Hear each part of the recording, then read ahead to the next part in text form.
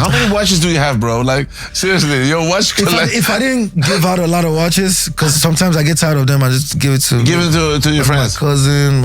I'm your new cousin, man. The love for music and entertainment was stronger than any other thing that was going on, even education. People didn't know my family had money until I started doing music, and then I did a song talking about one of my first singles, Davido. Emma Davido, Emi, Omo, you know that means, you can't stop me, I'm the son of a rich man. Early next year, we dropping. Crazy, it's gonna be my 5th album. I can't wait. Wow. Who's on it? What you got on it? CB for sure. Of course. African music has always kind of been there, but we didn't have platforms like, this, you know what I'm saying? People like you and radio that can, I'm playing this today, you know what I'm saying? This is what I feel like playing. Yeah. That's what you guys gonna hear.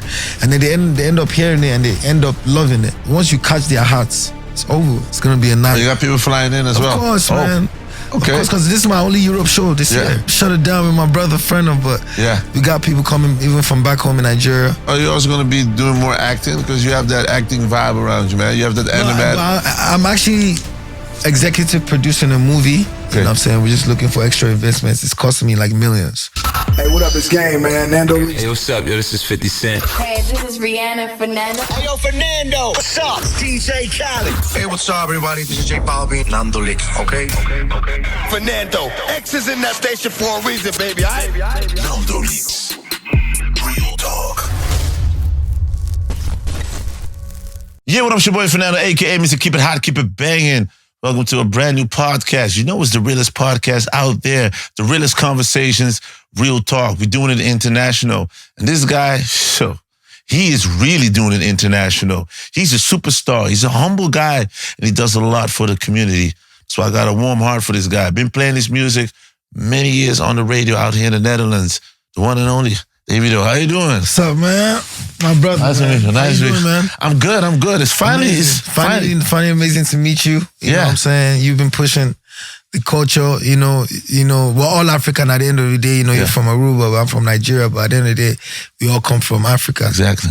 So you just want to thank you on behalf of me, my culture, the whole Afrobeats movement, for, pushing the barrier. Thank you. Being that, you're the, basically the only, African, of African descent on major radio pushing the narrative. So thank you, that's dope to see. Thank you very much, man. Mm-hmm. And big love to you, man. Like how you been holding up, doing your music. Crazy. Giving back to charity. Yeah. I love that part, man. The story with the watch and your dad told you. Could you tell us that story? That was amazing. It wasn't with the watch. It was, I was trying to clear my car.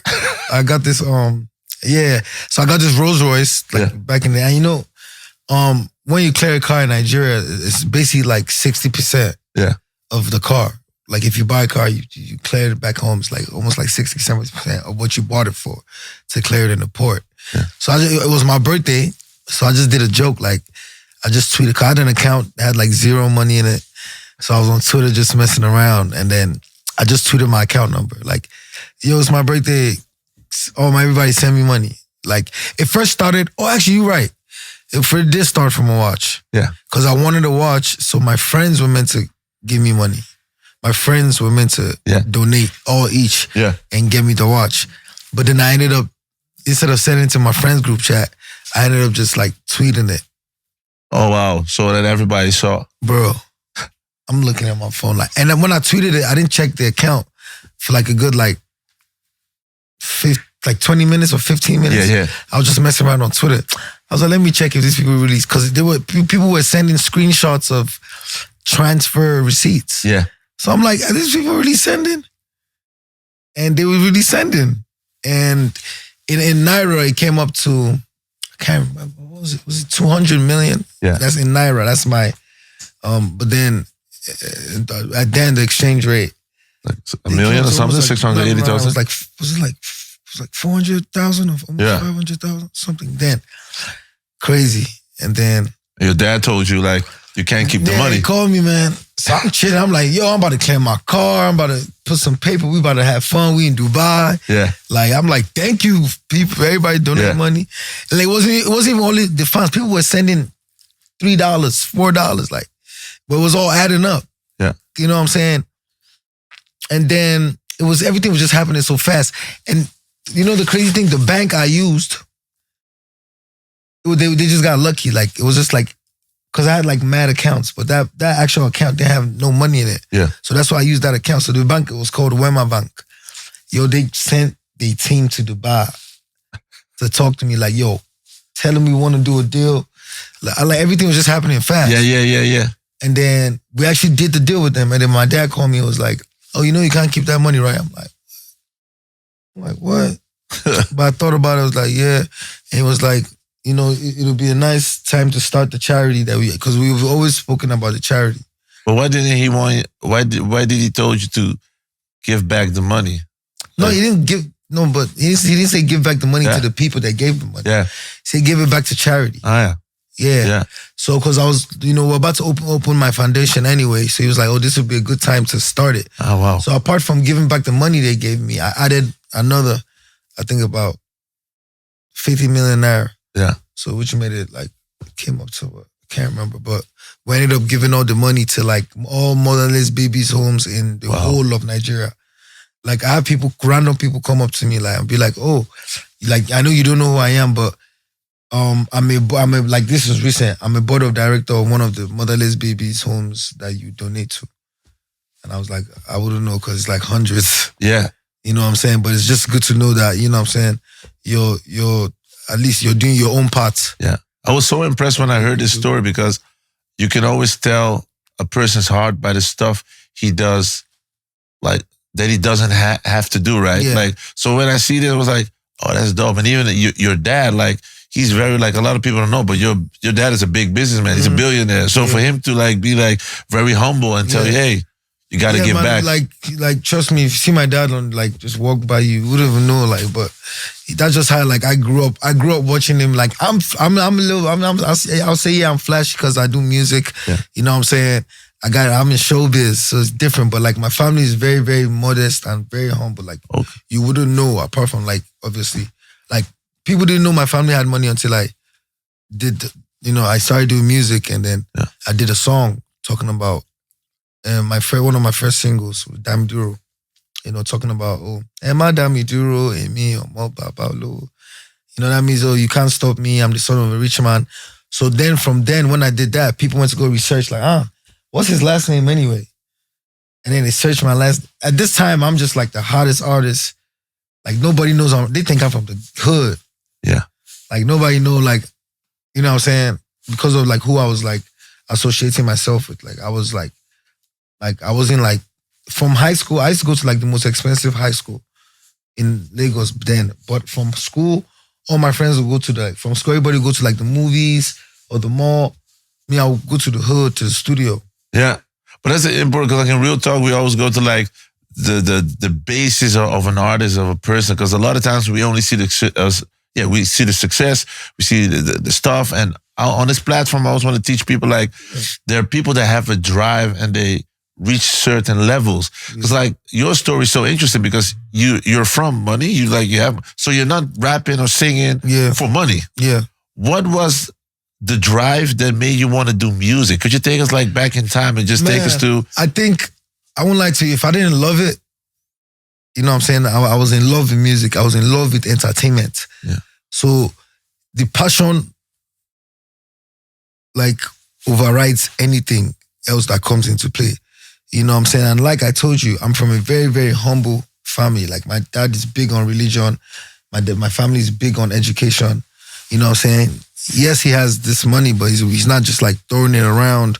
You know what I'm saying? Like we lived a good life. You know what I'm saying? Like I went everywhere as a kid, like first class, private jets, like all that. You know what I'm saying? But the love for music and entertainment like was stronger than any other thing that was going on, even education. You know what I'm saying? So when I was like, back in the days, my mom used to throw a lot of parties when we were young. She would throw a party for anything. You get good grades, she would throw a party. Yeah. So from just music and just having fun, and then every Christmas, because I'm last kid of 5. I'm the last born of 5 children.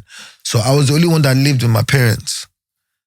All my brothers and sisters were in London or America for school. Yeah. I was the only one at home. So every time they would come for December, we would throw a big party. Like that's how I first fell into like entertainment. So over the years, then my cousin traveled, like one of my cousins was like my best cousin. I loved him. I looked up to him. It was like my big cousin I looked up to. Yeah. He went away for a while, but he came back. And then when he came back, he started doing music. You know what I'm saying? He went to London for a while to stay, and then he came back and started doing music. So one day I followed him to the studio. You know what I'm saying? But at this time, I still love music, but I grew up on rap music. Like, I used to love rap, like 50 Cent, like Ja Rule. Like, I was a big 50 Cent fan. I had G-Unit sneakers and everything. Yeah. I had the game. G-Unit, yeah. So I was a big rap fan. So I wasn't really into like African music like per se, but when I went to the studio with my cousin that day, that was my first time I saw them create music, like Afrobeats music, like then, this is like 2000, it's like the early 2000s. Yeah. So that was my first time that I felt it in me, like, that's cool. You know what I'm saying? Then I went back to the studio, then he traveled, then I kept on going back because I became friends with the studio guy. You know what I'm saying? So I would lie to my dad that, I'm going to my friend's house, or I want to go get something to eat. You know what I'm saying? Then I'll go to the studio. Like, and my dad was strict then. Like, I couldn't be even out the house like 3 hours. Like, you start calling me like, where are you? You know what I'm saying? So like, I'll go to the studio, I'll record, you know what I'm saying? But my dad didn't know I was doing music this whole time. You didn't know anything. You were just yeah. Because, and this, when I really got into it, this is like a year before I was getting sent off to college in America. Yeah. You feel me? And at this time, I'm like, damn, I want to stay. You know what I'm saying? In Nigeria, because the music was popping, it was getting up there, like it was growing, D'banj, P Square. You know what I'm saying? I was seeing the future like, this gonna be it. You know what I'm saying? And I was already like learning from the guy I was going to studio with. But I think one thing about what helped me a lot, because I started as a producer. Yeah. So it was like it was already in me. I just needed somebody to guide me. Yeah. Per se. So I ended up getting sent off to college at like 16 years old, university. Like, you didn't want to go? No, I wanted to stay because the curriculum how it was you do the year one, whatever. Yeah. Then you finish out year 11, and then you go A levels. That's how it was. But also all my friends were going to go do the last year. Yeah. You know what I'm saying? But my dad wanted me to just go straight. You know what I'm saying?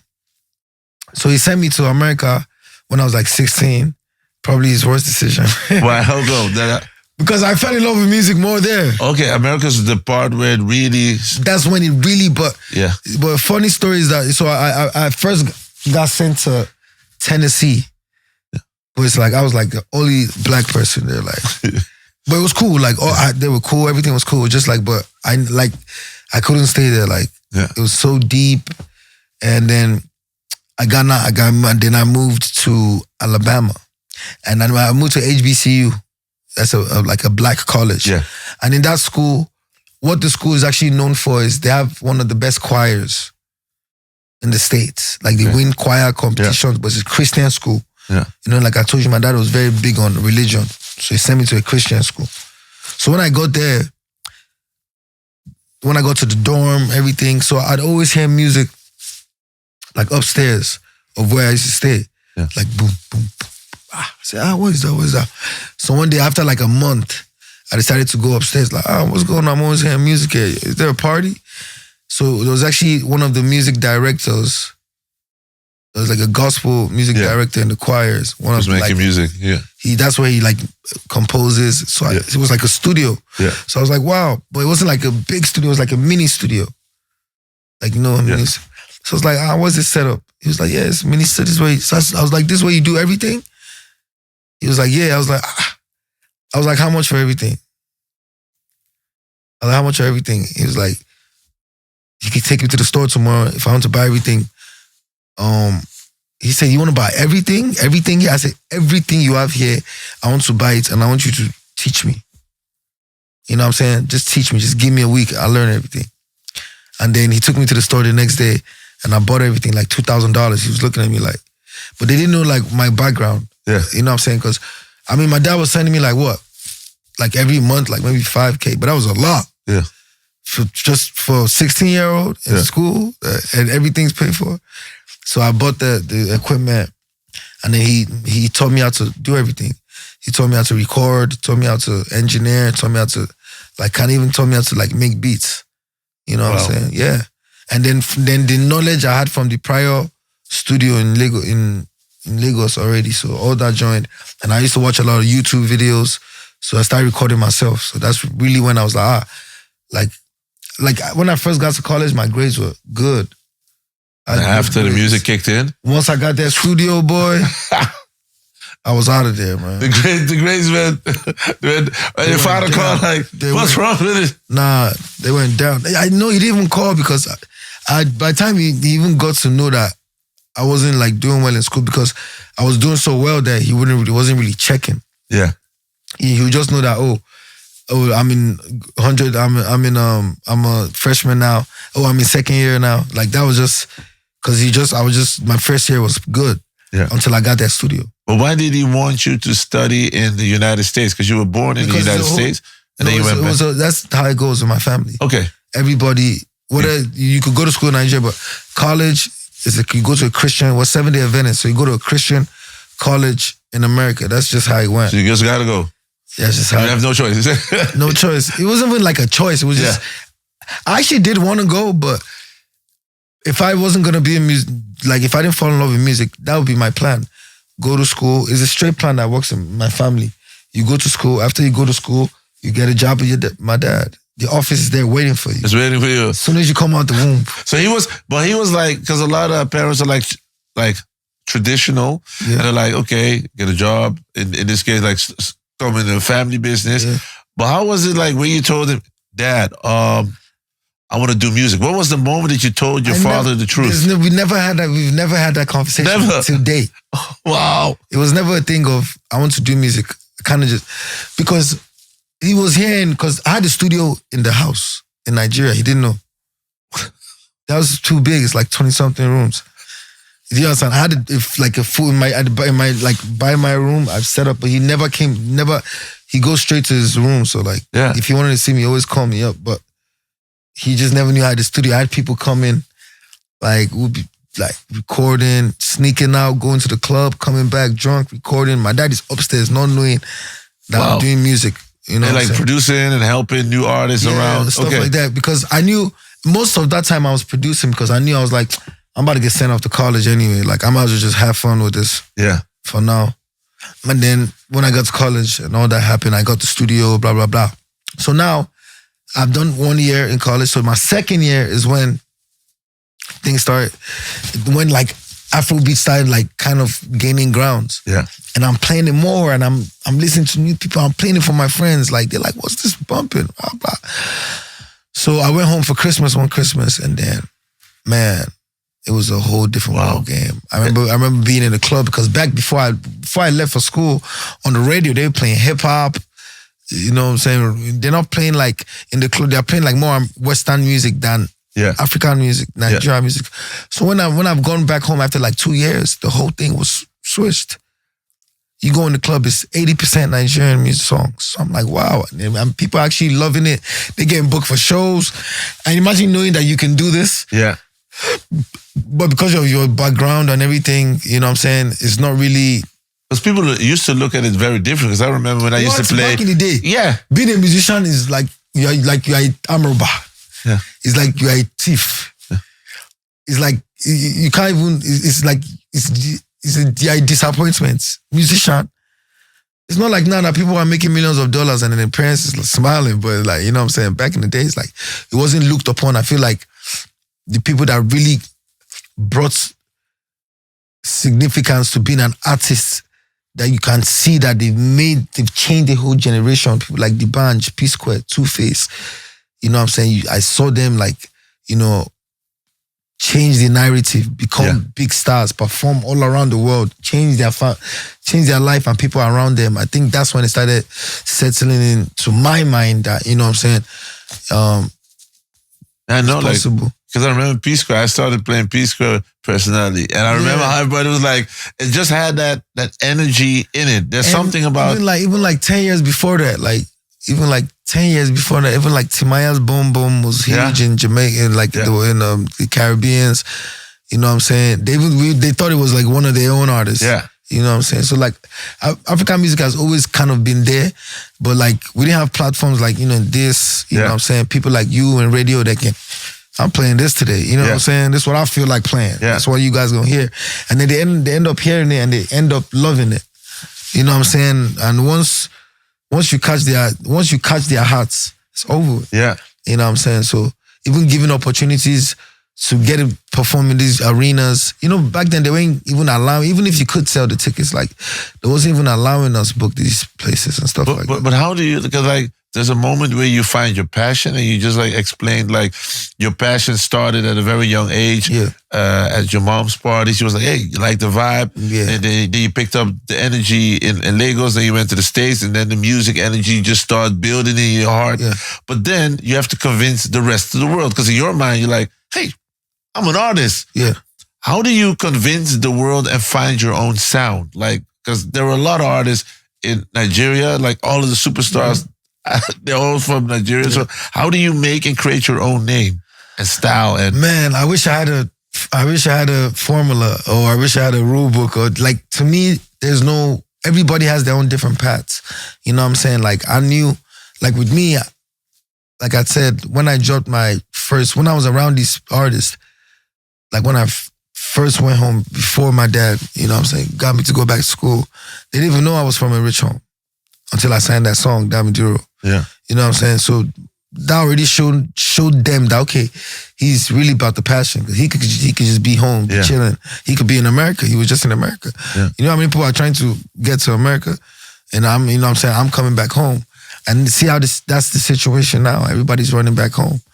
You know what I'm saying? But the passion was just too much for me. And I don't know, people, they used to look at me crazy, like I overbelieved myself. Yeah? I probably didn't think it would get this big. Yeah. But like, I was just confident. I just knew I had something.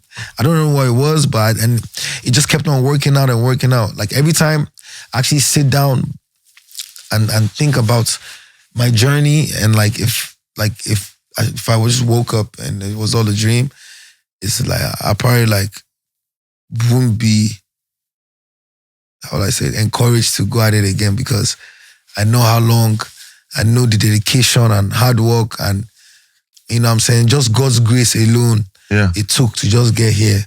And like to me, it's impossible to tell somebody, oh, this is how you do it. But I will tell you this, I worked very hard. You know what I'm saying? I worked very hard and I had faith.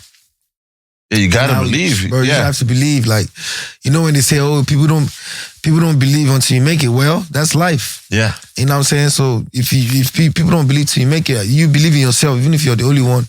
You know what I'm saying? But I was actually lucky to have people around me that actually believed in my music.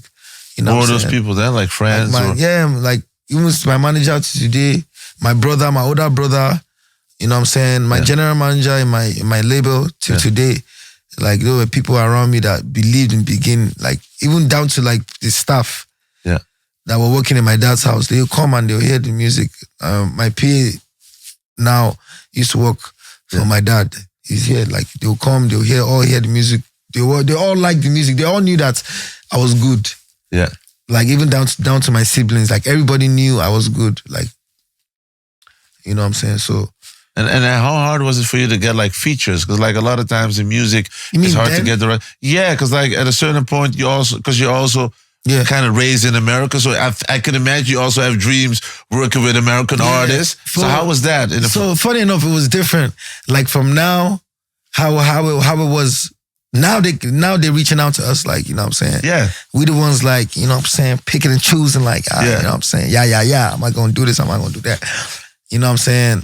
I know how many, you know, Western artists, American artists, they send their songs to my inbox. You know what I'm saying? But like years ago, that wasn't the case. You know what I'm saying? It's just a thing of showing and proving, I guess. Yeah. You know what I'm saying? Shout out to people like Chris Brown that, you know, really showed love to the genre early on. Yeah, was he You know what I'm even? saying? He was early in the. Yeah, he was early on tapped into Afrobeats. You know what I'm saying?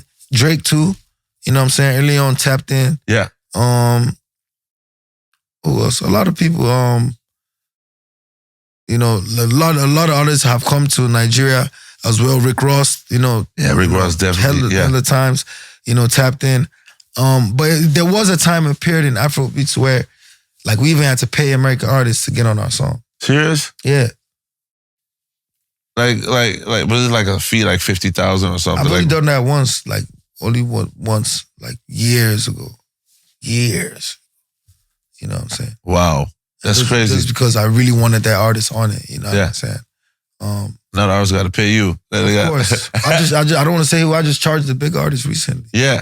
And when you look like at Chris Brown, because one of the songs I've been playing a lot of times also is, and gets featured a lot on, is Sensational. Yeah. How did that song like come about? Because it's a vibe. Shout out to CB, Chris Brown, man. That's my brother. Like I said, he's somebody that loves the craft. And when you love the craft, the craft overrides any other thing that's you think, or, you know what I'm saying? I met Chris in 2018, around there. Like, I have a very good friend, you know, that works with Chris.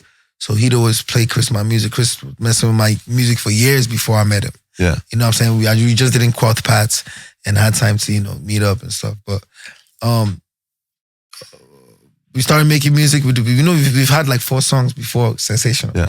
Sensational just ended up being the biggest. So I was working on, you know, my album. He was working on his album. And he hit me up like, yo, he's going to send me these 2 songs. Right? Yeah. Which one do I think I want to get on? So I chose the other one, he said. But he was like, no, he has a feeling about this Sensational. You know, in the beginning I was like, don't get me wrong, I loved both the records, but I was just feeling that other one just a little bit more. CB was like, bro, I know what I'm saying, bro. That's the one. Sensational is the one. Yeah. I was like, okay, let's go with that. You the boss, you know what I'm saying? Yeah. So we went with Sensational, and then he ended up putting another artist, Lil J, on it. Oh, yeah. Just an Afrobeat artist. Real dope. He given an opportunity. Yeah. But the boy is what? 2 years in the game. He already got a Grammy nomination. Well, he gave him but it was his idea to get him on. Yes. Oh, dope. Yeah. Because they already linked up on the Mona Lisa record. Yeah.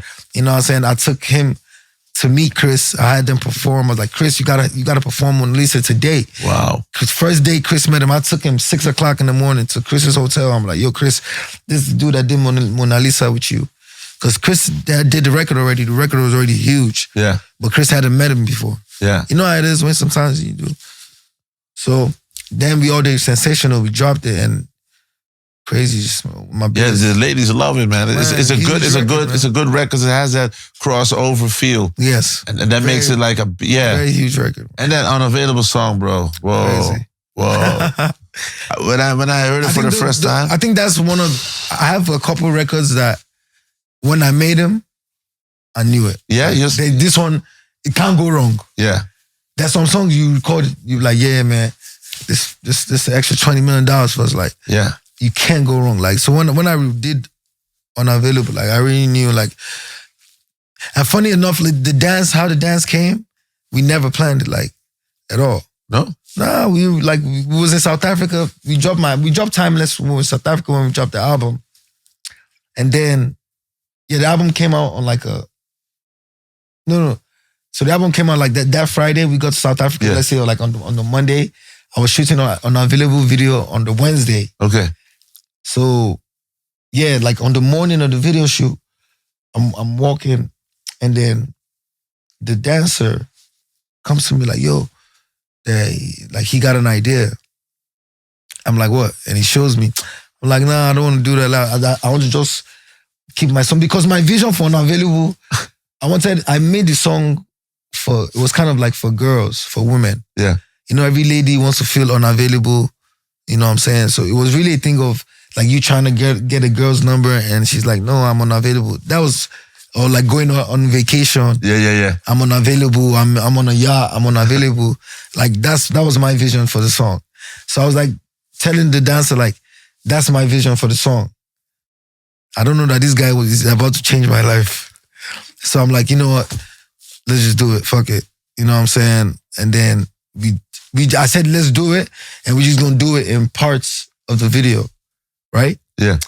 So now my director is editing the video. Yeah. So the next day we go on TikTok. We were just chilling in the living room. The album is coming out that night. We go on TikTok.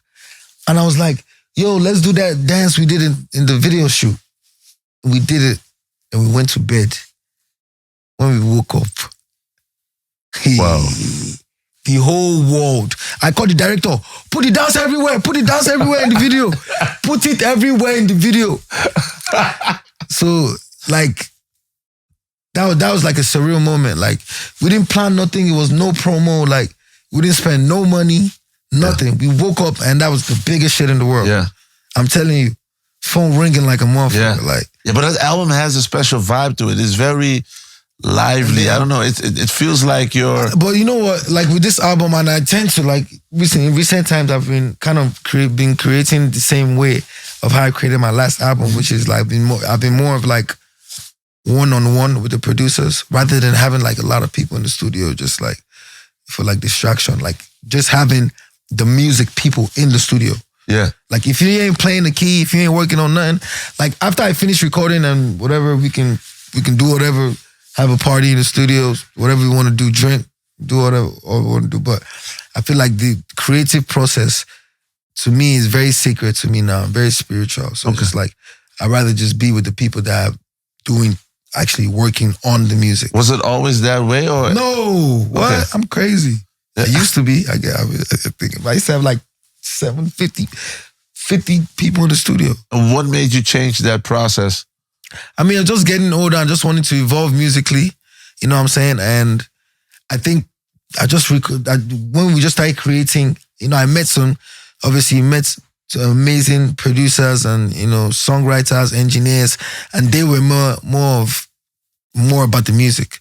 You know, they weren't thinking about, they want to follow me to the club or I'm trying to come on the jet with you. They're more of like, yo, David, we got to focus. Like these people, I know they gotta go, man. When we done, and then I started realizing the process we were making better music. Oh yeah, you know what I'm saying? So that's why I just like kept it that way.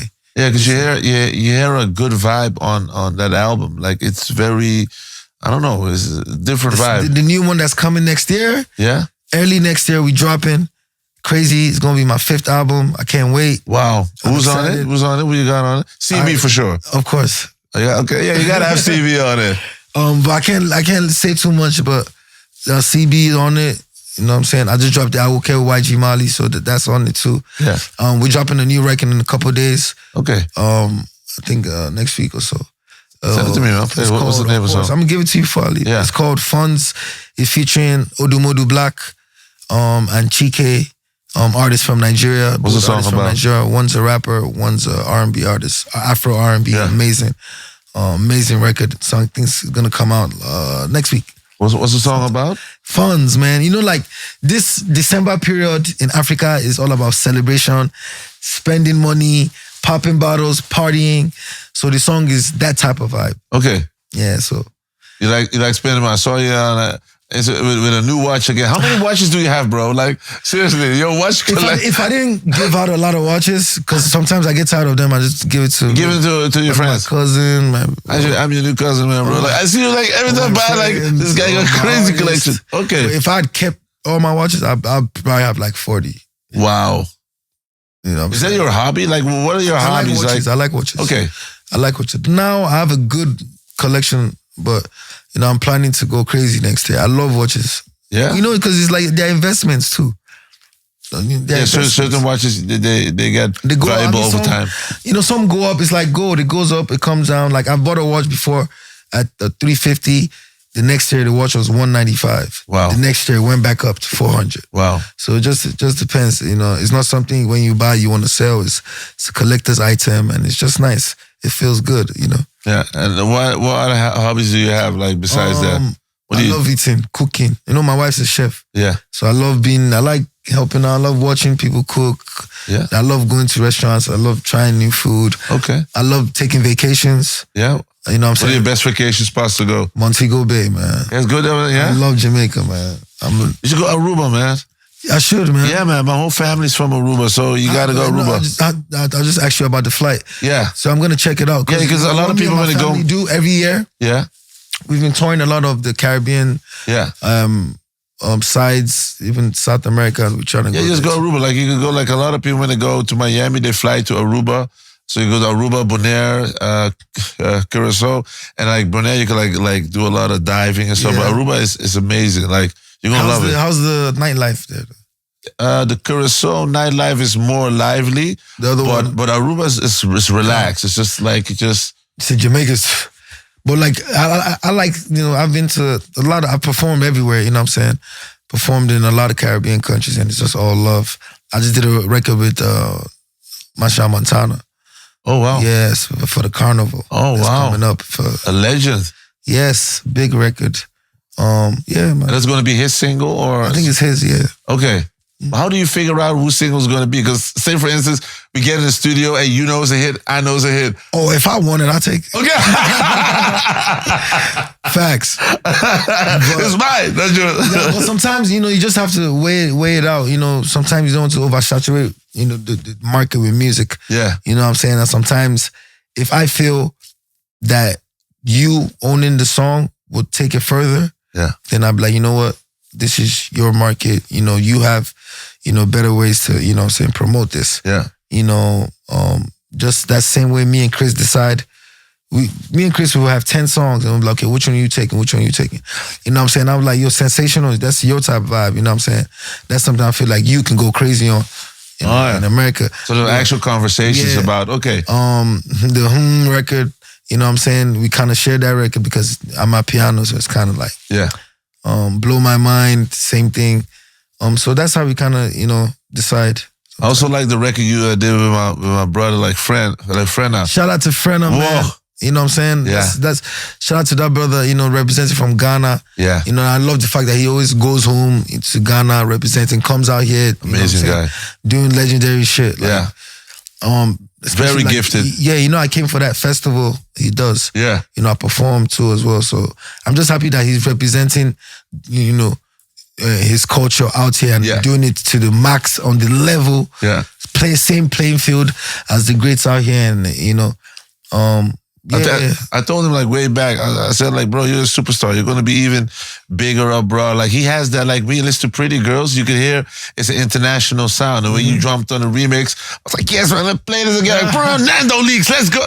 I like that because like, it's inspirational also for a new generation. That's why I like when people live out their dreams, because there are other people looking and listening and be like, I also have a dream to maybe work with a Davido or whoever. Like it creates like the visionary mindset, like it's possible. Yes. That's why I like the fact when you guys do this kind of collaboration, because I know there are kids watching this and they're like, yeah, I can do it too. That's why it's important to connect. Same thing with me having you on my podcast and having all these different artists on my podcast. This is a podcast we have like different international people flying in, so people can learn and listen from these conversations. Definitely. So that's why I want to thank you. Like this is taken to the next level, bro. Very, very, very important. You know, just even from being all the way back from college, when I was in college and I used to play African music for my friends, they loved it, but they didn't even know what it was. So I always knew that if people get the opportunity to hear this music, they will fall in love with it. Yeah. In Atlanta, in the club, 80%. Yeah. Afrobeats. Toronto. I gotta go to Atlanta, man. Name it. New York. DC. Yeah. London. Yeah. Paris. Yeah. Japan. I'm going to India in December. Wow. You know what I'm saying? Like, so it's a good feeling. It's a good feeling. And are you also going to be doing more acting? Because you have that acting vibe around you, man. You have that animated. I'm actually executive producing a movie. Yeah. We just actually finalized the script. Okay. You know what I'm saying? We're just looking for extra investments. It's costing me like millions of dollars. A movie about what? About your life or? No, it's not about me. I mean, you get to know as it comes, as you know, let's get the money first. Okay. What's a new project you're working on? It's a new project. I'm working with my director. He directs most of my music videos, but he's going into film now, so we want to partner up in that. I'll probably have like a small role in that too as well. You like acting, right? Because you have that acting vibe on you, like that animatic type of. People say that. People say that. Yeah, I see you. Yeah, that vibe. Mm-hmm. We gotta like put you in the movie Denzel, man. In the heartbeat. Saturday we're gonna see you at the Ziggodome. Ziggodome, Saturday. You know what I'm saying? My biggest show in Netherlands of yet. You know what I'm saying? My first arena show actually here. So it's very, very dear to me. I performed that. I think that apart from here, I performed the Afas live. Yeah. You know what I'm saying? So that was the last one I did. But this one is very, very, very dear to me because it signifies, you know, the stamp and growth of, you know, of Afrobeats, you know, in the Netherlands, in Europe. You know, anytime any artist comes here and does anything big, you know, it signifies the growth. Yeah. And the strength that, you know, solidifies that we're here to stay. Yeah. You know what I'm saying? And I'm just happy that, you know, it's all about the culture. You know what I'm saying? I'm going to have a lot of guests come out as well. I have people coming in. It's going to be a night. You got people flying in as well? Of course, man. Okay. Of course, because this is my only Europe show this year. Could you tell us who you're bringing out, or like let's throw it out Definitely there? gonna shut it down with my brother FRENNA, but Yeah. we got people coming even from back home in Nigeria that I want to bring out that people are gonna be happy to see as well. So yeah, it's crazy. It's almost sold out. Everybody get your last tickets and let's party hard. Yo, you gotta give me I'm right there, bro. I gotta be there in the venue, man. Of course, man. Come on. Shit, man. Like they're taking over the whole city and stuff. Yes. I'm just coming from like four other interviews. Went to a clothing store. Yeah. So because I want to feel the city, so I got this from just one of the stores. Very dope. Oh wow. You know, I got a pop up a daily paper. We did an exclusive T-shirt just for the show. Oh wow, you made a daily paper like Exclusive. Oh wow. Davido collab daily paper T-shirt just for this show. Oh, that's dope. You know what I'm saying? Never done that before. Wow, I like that. Like embracing the culture. Yes. Getting together, doing that stuff. Yes. Yeah, we're gonna check it out, man. Anything you want to say to the fans? I mean, just thanks for the support. You know what I'm saying? Also for you, definitely when the album is ready, you know, you'll be the first, you know, to know. And definitely I'm gonna come back when the album's out. Also welcome, you know what I'm saying? We're gonna rock. And yeah, keep rocking with me, man. Album coming out soon next year. Let's go. See you soon. One love. You want to know, Davido, real talk, the realest conversation. Like I said, we're taking it international. We're doing it international. Keep it hot and keep it banging. NandoLeaks, put on your head.